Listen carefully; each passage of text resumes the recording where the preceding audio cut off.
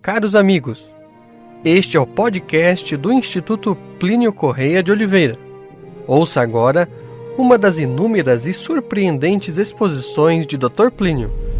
Para quem é católico, apostólico e romano, para quem sabe que a lei de Deus foi dada uma vez por Deus a Moisés no Sinai e que nunca mais mudará, para quem sabe que além desta imutabilidade da lei de Deus, existe uma igreja infalível que interpreta a lei de Deus e a mantém invariavelmente para ser obedecida por todos os homens.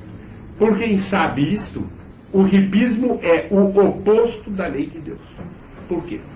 Porque a lei de Deus, a moral católica, nos ensina que o homem deve ser guiado pela razão, que a luz que Deus deu a cada homem para ele se orientar é a razão, é a inteligência. Que a inteligência do homem, bem usada e apoiada pela fé, conduz à religião. E que a religião orienta a inteligência do homem. Que a religião indica ao homem deveres para cumprir. Que esses deveres às vezes são duros, às vezes são austeros, mas que o homem não passa de um bárbaro, não passa de um bruto, não passa de uma fera, se ele não se habitua a cumprir os seus deveres. A religião nos mostra, em Nosso Senhor Jesus Cristo, o protótipo do cumprimento do dever. É aquele que, sendo Deus, se encarnou e se fez homem.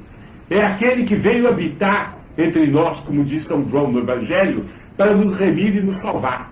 Que durante todo o tempo de sua vida terrena, praticou o dever e exclusivamente o dever, na forma mais sublime e mais alta que se possa imaginar. São Pedro diz dele que ele nessa vida per transit benefaciendo, passou pela vida fazendo bem. Por toda a parte onde nós o vemos cumprindo o dever. Quer dizer, fazendo coisas altamente razoáveis, fazendo coisas altamente difíceis, para a glória de Deus e para o bem do próximo. Nós o vemos andando pela Galileia, andando pela Judéia, em caminhos difíceis, pregando para uma porção de povos, sermões enormes, atendendo gente, curando, perdoando, animando, chamando de todos os lados o povo para a prática da virtude. Os senhores compreendem, nada disso é agradável. Não era essa a vida dos ricaços do tempo dele, que viviam nos palácios, que viviam no ócio. Não era essa a vida dos bandidos do tempo dele, que viviam nos desertos e que assaltavam a cidade durante a noite para roubar. Esta é a vida dura do homem razoável, do homem que tem fé, que compreende que a vida deve ser dura, porque nesta terra o homem foi posto para o cumprimento do dever. Foi posto para, muitas vezes, enfrentar situações difíceis, mas para depois ganhar um prêmio, que é um prêmio para toda a eternidade, que é o céu. No céu, sim, o homem será perfeitamente feliz. No céu, ele verá a Deus face a face. Ele terá uma felicidade que o inundará perfeitamente, inteiramente. O céu, os senhores sabem, não é apenas um estado da alma que tem relações com Deus. O céu é um lugar material, que nós não vemos com os nossos olhos, nós não sabemos onde está, mas que São Tomás de Aquino nos ensina que existe. O céu é um lugar material de uma beleza maravilhosa, para onde iremos quando nós tivermos ressuscitado com os nossos corpos, e aonde nós estaremos cheios de uma felicidade em comparação com a qual toda a felicidade da terra é absolutamente nada. Nossas almas estarão inundadas de felicidade, nossos corpos estarão inundados de bem-estar.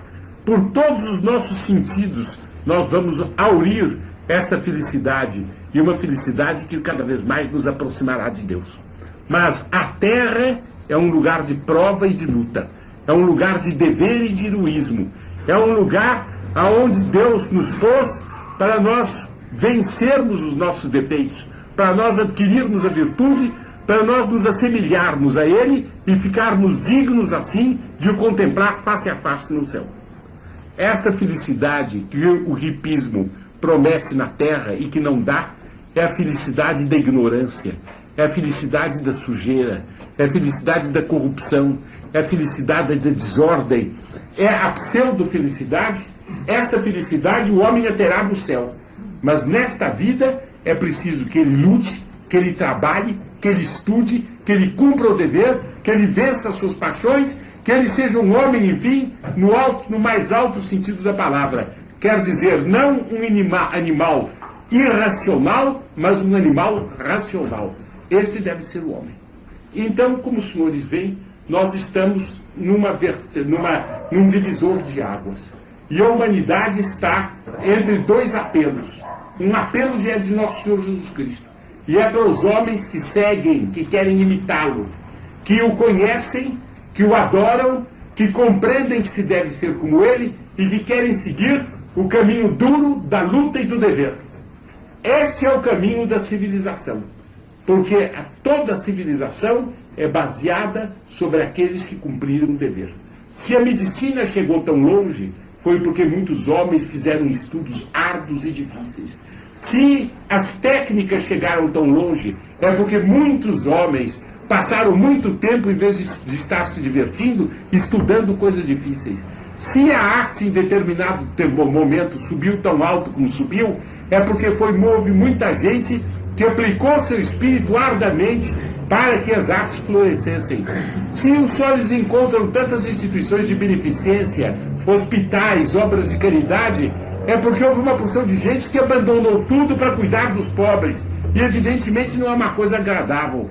Todas as coisas grandes e belas do mundo foram feitas pelos homens que são capazes de escolher o desagradável, são capazes de escolher o árduo, são capazes de enfrentar a luta para o cumprimento do seu dever. Os senhores vão, pelo contrário, para as penitenciárias. O que é que são os homens que estão lá? São os que procuraram só o gostoso. Não quer trabalhar, quer ter dinheiro, rouba. Fica com raiva, não quer se dominar, mata. Tem vontade de caluniar alguém, calunia. Está casado, enjoa da mulher, abandona. Tem vontade de pegar a mulher de um outro, rouba a mulher de um outro. Com isso se enchem as penitenciárias. Estes são os bandidos que destroem a civilização e contra os quais, em todos os séculos, a igreja se voltou e todos os homens retos se voltaram e reprimiram isto. Pois bem, nós temos em nossa época exatamente o crime transformado numa filosofia, a corrupção transformada num ideal, e a alternativa é bem exatamente esta: ou o mundo caminha para uma plena fidelidade à Igreja Católica, a Nosso Senhor Jesus Cristo, e o caminho da razão e do dever, ou o caminho o mundo descamba para a barbárie mais completa, para aquilo que não será nem de longe o reino de Deus sobre a terra, mas será o reino de Satanás. Os senhores nasceram na época em que essa alternativa se põe. E diante de cada um dos senhores vai se pôr esta questão: qual dos caminhos os senhores querem seguir? Os senhores querem seguir o caminho da virtude? Querem seguir o caminho do ideal? Querem seguir o caminho do dever? Da fé? Ou querem seguir o caminho da corrupção? O caminho do deleite, mas também o caminho de toda forma de degradação. O caminho do prazer é verdade, mas o caminho do prazer mais desordenado, mais descabelado, e não daqueles prazeres ordenados que a civilização cristã engendrou para descansar o homem entre o cumprimento de dois deveres. E a esse propósito, eu me lembro da frase de um poeta francês que se aplica inteiramente às circunstâncias dos senhores. E a frase é essa: a mocidade tem que escolher entre dois caminhos, o heroísmo ou o prazer. Ela não foi feita para o prazer, ela foi feita para o heroísmo. Quando os senhores vêm por tantas cidades do Brasil, por tantas cidades da América do Sul, atuando nas ruas, quando os senhores veem esses jovens de capa, que passam horas e horas, dias inteiros na rua, sem nenhuma remuneração material, lutando por um ideal, enfrentando riscos de vida, enfrentando desaforos, respondendo com altaneria a uma porção de objeções e insultos, fazendo recuar o adversário, eretos, bem postos, com a sua capa rubra e com seu leão dourado, levantando um estandarte, que é o estandarte emblemático da força resolvida a ir até o martírio para a luta pelos ideais da civilização cristã, da tradição, da família e da propriedade, os senhores se dirão: estes escolheram o dever, estes escolheram o caminho da fé e lutam até o mais alto heroísmo para que esse caminho seja seguido por outros. Esses querem segurar o mundo na encosta tremenda por onde vai resvalando. Esses nos convidam para os seguirmos, para nós sermos do exército que defende, neste mundo em escombros, tudo quanto é de belo, tudo quanto há de nobre, tudo quanto há de sublime, tudo quanto se enfeixa nessas duas palavras admiráveis, a civilização cristã. Ganharão eles a partida ou não? Porque é de fato uma partida de luta e de morte que está travada. A resposta pode ser dada por esse quadro que representa aqui Nossa Senhora. Os senhores sabem que em 1917 Nossa Senhora apareceu em Fátima a uns pastorezinhos e predisse que a Rússia haveria de se tornar comunista, que ela espalharia todos os seus erros pela terra, que se os homens não voltassem ao bom caminho, haveria uma perseguição religiosa universal. Muitas nações haveriam de desaparecer.